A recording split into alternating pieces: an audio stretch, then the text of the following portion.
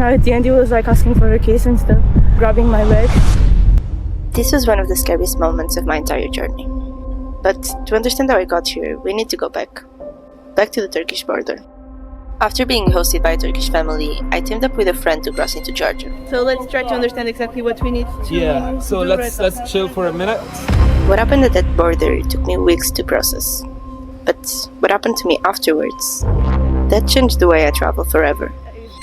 This is the story of the day I learned that the same road that fixes you can break you just as easily. And this is part 2.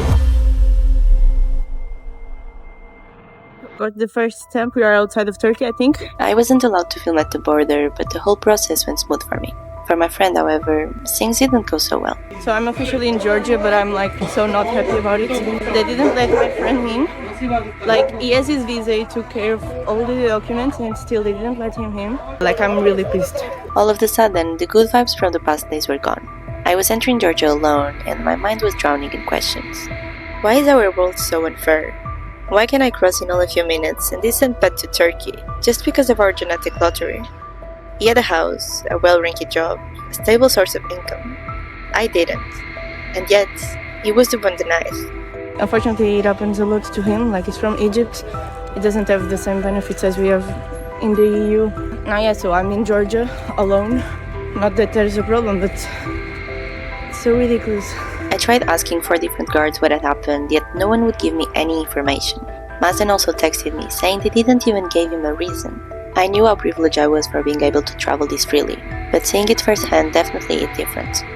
Unfortunately, there was nothing I could do to help, and so I continued my journey to Batumi.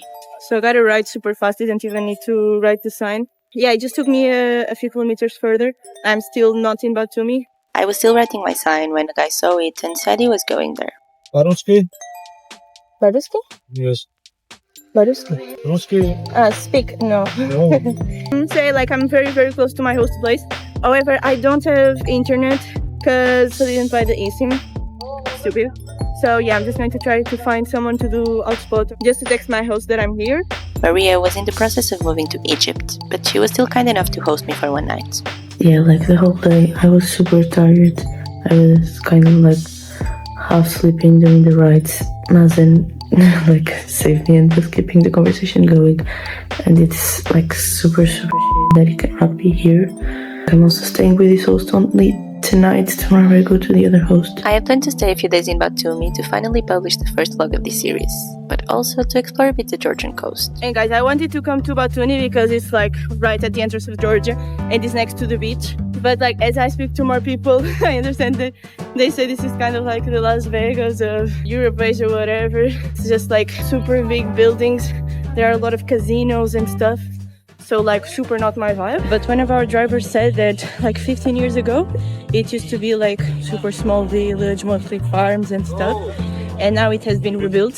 Batumi was indeed not my place, and I also didn't connect much with my second couchsurfing hosts. However, I still managed to find peace. By the sea, on a hike I did with a third host, and with the local calisthenics community. And the Georgian alphabet is so beautiful. Like, I don't understand anything, but I think it's very aesthetic. One night I also met with a couple hitchhiking to Australia, and for the first time on this trip, I felt like I wasn't alone on this long journey. I don't know, it was super nice. Like, I haven't been meeting many travelers on this trip. And yeah, they actually tried to do this trip already 2 times or 3 times.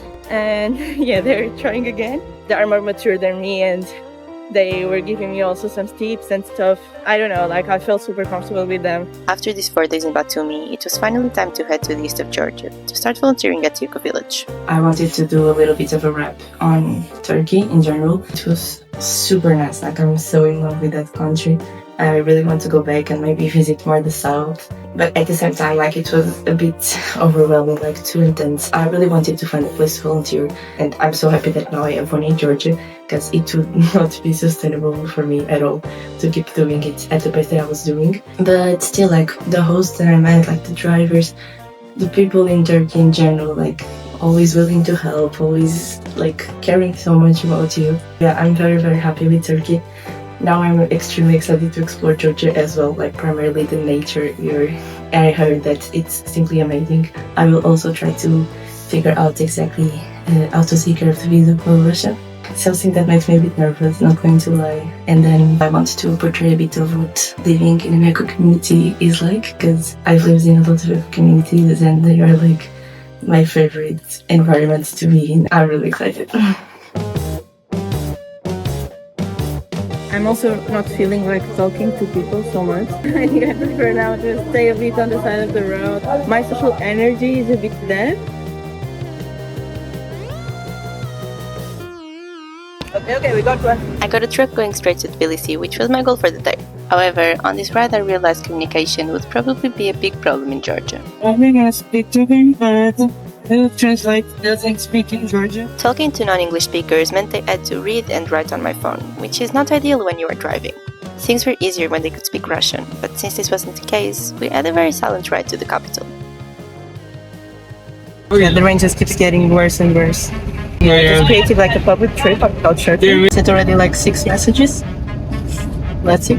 I was dropped off in Tbilisi at 9:30, with 4 rejections on couchsurfing and no clue as to where I would sleep. I think right now I will try to go to some kind of fast food restaurant, go to the bathroom and stay like editing a bit there while I wait to see if someone replies on couchsurfing. Like I have food with me that I cooked yesterday and that I forgot to eat. Like I didn't even have lunch today, I don't know. I was just like so tired and stressed and... After about 1 hour at Wendy's, thinking whether or not it would be wise to sleep outside, I got a message from Rock. We had a nice chat and I played with his lovely dog before going to sleep. And the morning after, he offered to drive me closer to the edge of the city. You need careful, right? Yeah, okay. Thank you so much. I still had to do some grocery shopping and to fix some copyright claims on my first YouTube video, which took longer than expected. So at around 2:30, I was finally back on the road. So he's going to the city before Lagodeki, so it's perfect actually. We once again drove through beautiful landscapes and I was getting more and more in love with Georgian's nature.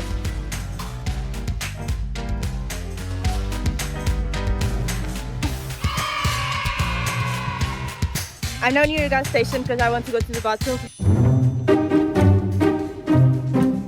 But by the way, like here in Georgia so far it has been so easy. And yeah, I see a lot of people hitchhiking here. So far I've seen, I think, 5 people. It's super nice, like it's quite part of the culture still. There wasn't a lot of cars going my direction, but as I was already used to in Georgia, it didn't take more than 10 minutes for someone to stop. Hi, sorry, no money, it's okay, no taxi. Auto stop. I usually refuse taxis even if they say they can take me for free. I feel bad as it is literally their job. But since this one was anyway taking a passenger going my direction, I decided to accept. The other girl spoke some English and could translate. However, as she got out of the car, communication got harder. I tried telling the driver multiple times that he could drop me off, but he insisted to drive me all the way to Lagodeki, and at some point something weird happened. No, I cannot take it. I don't need it. I don't need it. It's okay. I don't need. It's okay. He handed me 100 lari, the equivalent of 30 euros. I didn't understand why. Did he think I was a person in need? Unfortunately, drivers trying to give money isn't all that rare, so I thought he was just another extremely kind person. But then, as we stopped near the eco village, he grabbed my face and my biggest fear happened. Now at the end he was like asking for a kiss and stuff, grabbing my leg. Then I was like, no, you. I left the car like as fast as possible. I gave him the money back, like I was already telling him, like I don't want your money, I don't need your money. Went running to the back of the car to open that one as well, so I could take my backpack. So yeah, everything happened super fast. I couldn't even record anything of course. But it's gone, I'm fine.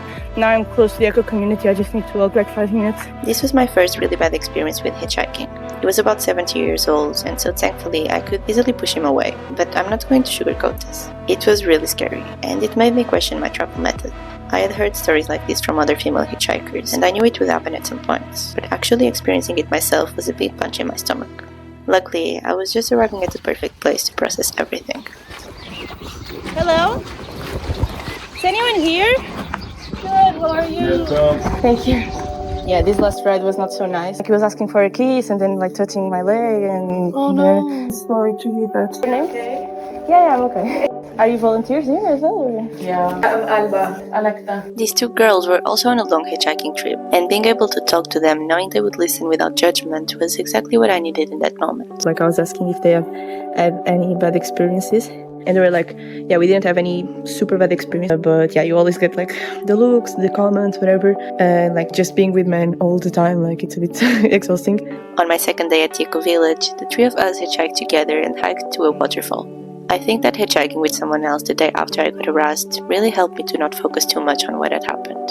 It is important to remember that most people are indeed good, and that the few bad ones crossing our paths don't erase that. Have a beautiful weekend. I'm total. It's free. Alba and Alecto left a few days after my arrival, but we spent quite a lot of time together. Later on, another female hitchhiker volunteered for 4 days at the eco village, and there were 2 other women living there. Being surrounded by such incredible women after almost 2 months traveling mostly with men felt as if I could finally breathe again. Both hitchhiking and couchsurfing are male-dominated fields. Women tend not to pick up or host people as easily, as the risks of doing so are also higher for us. I knew my social energy was depleted, but I had not stopped to think that being with men 80% of the time was probably having a big impact on my mental health. The eco-village recharged part of my social battery, but the female energy was what healed me the most. I'm excited to share with you what the 3 weeks I spent there were like. So make sure to subscribe and I will see you on the next episode.